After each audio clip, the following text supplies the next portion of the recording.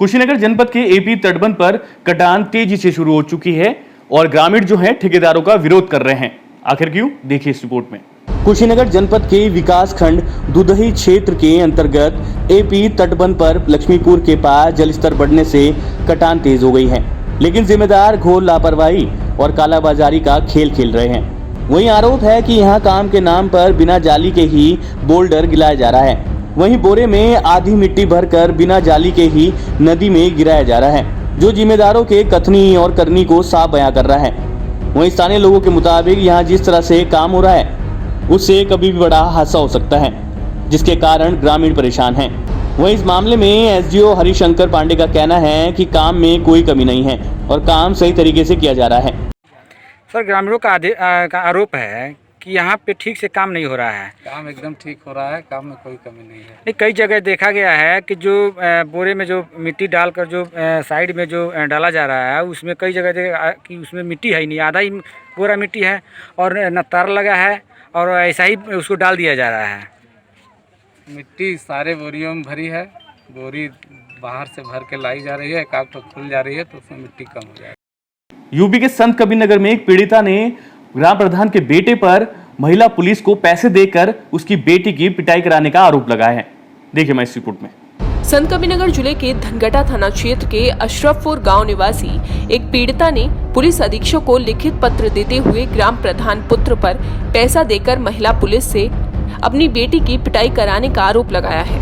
पीड़िता ने पुलिस अधीक्षक को तहरीर देते हुए बताया कि उसका गांव के ही एक परिवार से काफी दिनों से जमीनी विवाद चल रहा है। सत्यभामा ने उसकी जमीन पर अवैध रूप से कब्जा कर लिया है और वो उसे गालियां देते हैं, जिससे परेशान होकर पीड़िता थाने पर न्याय की गुहार लगाने पहुंची, जहां आरोप है कि थाने पर पहले से ही मौजूद ग्राम प्रधान के बेटे ने महिला पुलिस से पीड़िता की बेटी को कमरे में बंद करके बुरी तरह से पिटवाया। वहीं इस मामले में जब खबर आप तक के रिपोर्टर ने पुलिस आला अधिकारी से सवाल पूछा तो अधिकारी ने कैमरे के आगे बोलने से साफ इनकार कर दिया। क्या नाम है और क्या मामला है कि पूरे फैमिली के साथ धनगटा थाने पे चक्का लगा रहे हैं आप लोग? मेरा नाम मनीषा है और ये खेत का मामला है। जो खेत के मामले के चक्कर में हमारी बड़ी मम्मी से बड़ी लड़की से उनसे दिल्ली से आई हैं, किरण नाम है उनका, उनसे थोड़ी तू मैं हो गई हमारी, जिसकी वजह से ये केस चला गया चौकी पर से थाने पे, धनगटा थाने पे गया। वहाँ पे सुलहनामा करके हमें पहले हमारे मम्मी पापा गए कि वहाँ पे सुलह होगा, फिर हमें बुलाया गया। लद्दाख में शहीद हुए एक सैन्य अधिकारी के शव और सम्मान न मिलने पर शहीद के परिवार ने सरकार से गुहार लगाई है कि उनके शव की बरामदगी की जाए। देखिए हमारी रिपोर्ट में।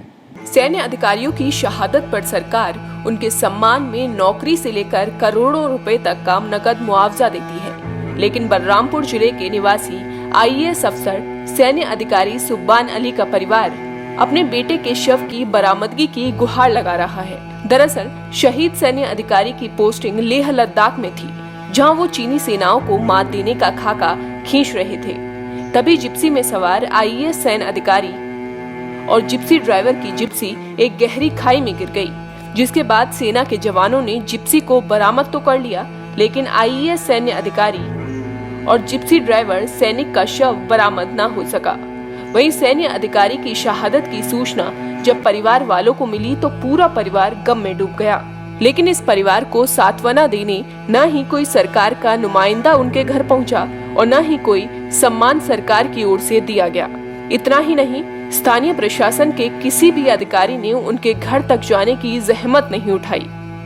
वहीं अब इस मामले को लेकर बसपा नेता और प्रखर समाजसेवी मसूद आलम खान ने प्रधानमंत्री के नाम कमिश्नर देवी पाटन मंडल को ज्ञापन सौंपा है और ज्ञापन में सैन्य अधिकारी के शव की बरामदगी और उनके परिवार को सम्मान और मुआवजा देने की मांग की है।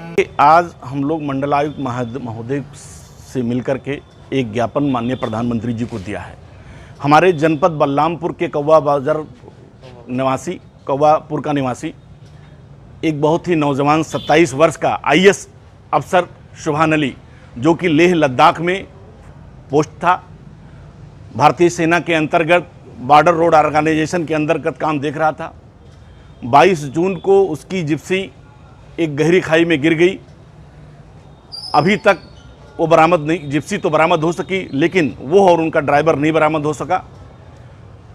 लोकल यूनिट, उनके भाई और उनके परिवार के लोग वहाँ गए तो उन्होंने मुझे बताया कि लोकल यूनिट ने तो प्रयास किया, लेकिन उसके पास बहुत सारे इक्विपमेंट नहीं हैं जिससे वो झील में उनको खोज सके। इसलिए मैं आज एक ज्ञापन अपने तमाम साथियों के साथ माननीय प्रधानमंत्री जी को संबोधित आयुक्त महोदय को दिया है।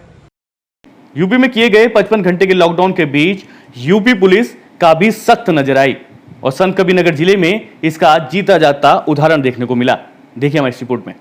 यूपी में किए गए 55 घंटे के लॉकडाउन के दूसरे दिन संत कबीरनगर जिले की पुलिस काफी सख्त दिखाई दी और राहगीरों की कड़ाई से चेकिंग करती नजर आई।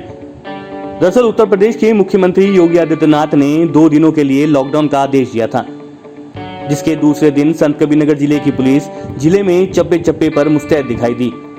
जहां खलीलाबाद मेहंदावल बाईपास के ओवरब्रिज पर ट्रैफिक सिपाही और कोतवाली पुलिस ने आने जाने वाले राहगीरों को सख्त हिदायत दी और बिना जरूरत के घर से